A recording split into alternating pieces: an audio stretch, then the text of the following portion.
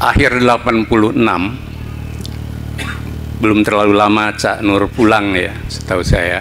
Itu Cak Nur diundang oleh Universitas Muhammadiyah Yogyakarta. Dan waktu itu saya masih asisten dosen. Jadi bisa jadi dosen, bisa enggak juga gitu ya. Nah, salah satu tugas asisten dosen itu biasanya mengundang dan menemani penceramah. Nah, satu diantaranya adalah Cak Nur. Saya kebagian menjemput di Bandara Adi Sucipto dan menemani beliau sampai besok pulang lagi. Kira-kira. Jadi ini pengalaman saya. Ketika kita jemput, lalu biasa kita masih muda, ada kekaguman, tanya sana sini, dan beliau begitu santun untuk menjawab. Di tengah jalan, di Jalan Adi Sucipto, Romo Magnis tentu tahu, beliau minta turun sebentar, saya mau fotokopi makalah.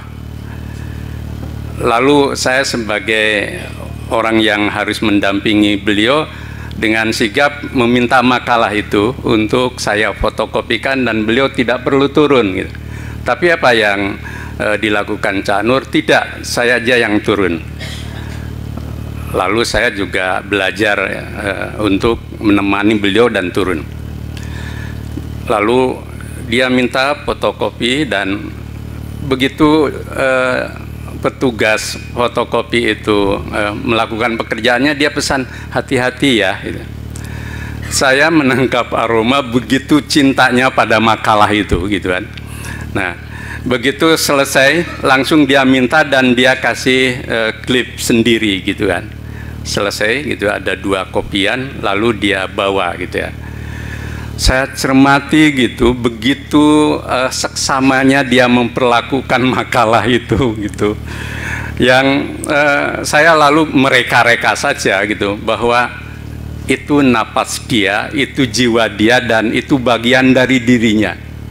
Baru saya belakangan merasakan ketika banyak menulis begitu, bahwa ketika tulisan itu di koran dan ada orang memperlakukan koran itu sembarangan gitu, itu rasanya sakit di hati gitu ya. Jadi itu oh, Cak Nur begitu mencintai apa yang ditulisnya. Nah, lalu ceramahlah beliau dan selalu memukau dengan diksi dan substansi yang sangat menarik. Yang menarik lagi itu kan biasa kalau ceramah seminar sore itu, kemudian malam karena kebetulan bulan Ramadan saat itu diminta lagi untuk ceramah dan beliau tetap mau. Subuh hari itu juga beliau diminta untuk ceramah di masjid, padahal masjidnya juga waktu itu UMY masih kecil di Jalan Wirobrajan, beliau juga mau. Nah, lalu terjadi tragedi. Begitu keluar dari masjid, sepatu beliau hilang. Saya ingat persis sepatunya warna coklat, bagus gitu ya. Sepatu hilang, beliau kelihatan sempat cemas, tetapi aduh, sepatu saya hilang ya. Nah, saya juga bingung, ya maklum asisten dosen ya, jadi belum tahu problem solving yang cekatan gitu kira-kira, beda dengan sekarang.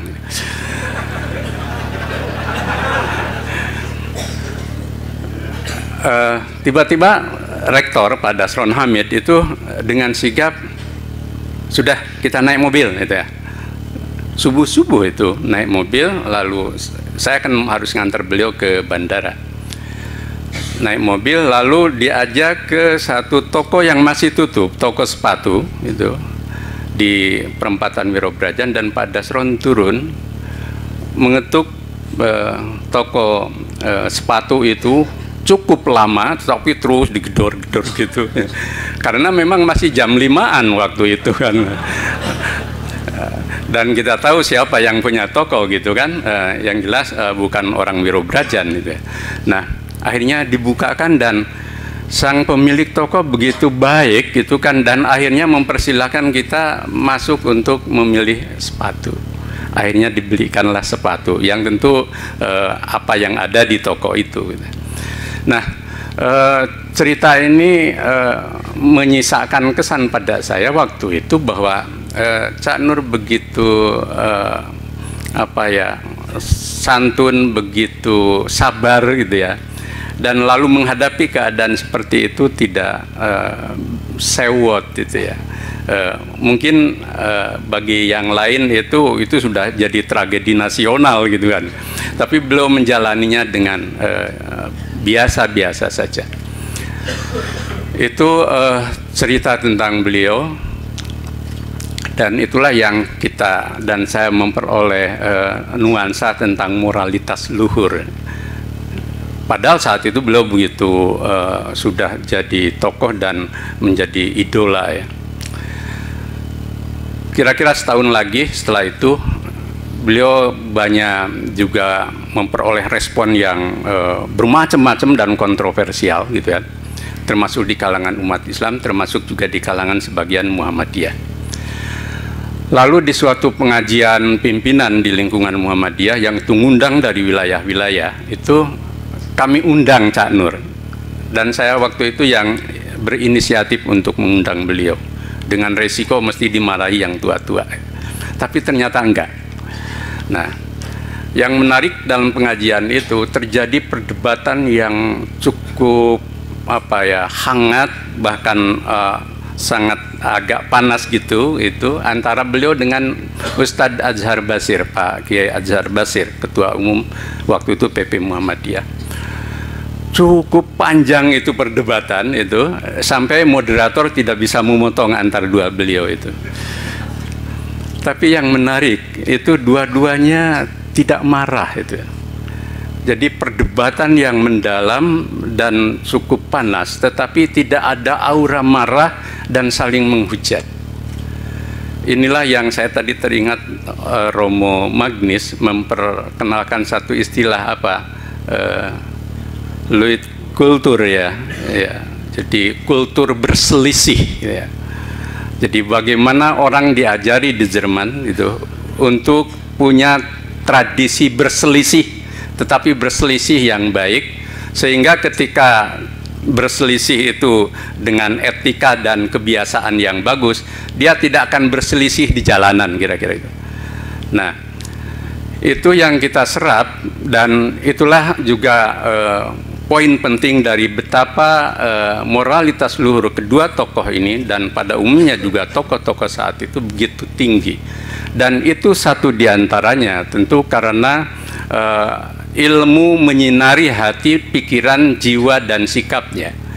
Sehingga ilmu kemudian tidak sekedar dimensi kognisi yang memperkaya hasanah segala retorika, tetapi masuk ke relung terdalam yang kemudian ilmu itu bukan hanya menyinari, tapi memancarkan sinar pencerahan bagi orang lain.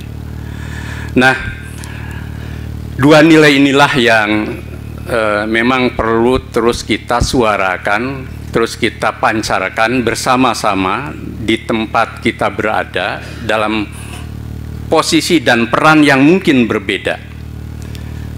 Ada Muhammadiyah, ada NU, ada Gus Durian, ada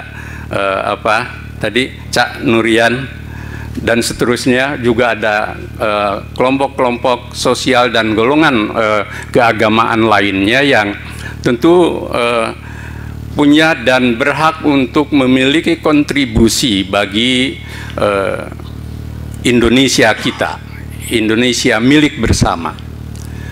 Nah, apa yang kita bisa pelajari tentang konstruksi moralitas dan intelektualitas yang tinggi itu tentu harus menjadi state of mind kita, sekaligus juga menjadi orientasi sikap kita berbangsa dan bernegara ketika hari ini dan mungkin ke depan kita berhadapan dengan realitas yang kompleks di dalam kehidupan kebangsaan kita, yang itu tidak cukup dengan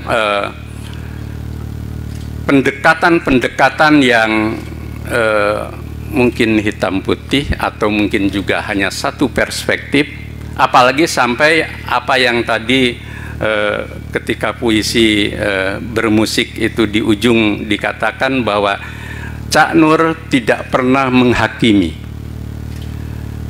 Itu kalimat yang kita di ruang ini juga perlu belajar untuk tidak gampang mengjudgment, menghakimi orang dan pihak yang berbeda pemikiran, yang boleh jadi perbedaan pemikiran itu masih dalam koridor keislaman, keindonesiaan, dan kemanusiaan universal yang kita junjung tinggi bersama. Persoalannya adalah, satu, kita jarang berdialog. Yang kedua, mungkin masing-masing berada dalam posisi perspektifnya sendiri. Kemudian yang ketiga, bahwa kita tidak belajar untuk passing over satu sama lain, yang justru Cak Nur mengajarkan itu, dan saya sempat baca beberapa tulisan Mas Budi Munawar ya. Nah, konteks ini saya pikir juga perlu ketika ingin membaca Indonesia hari ini.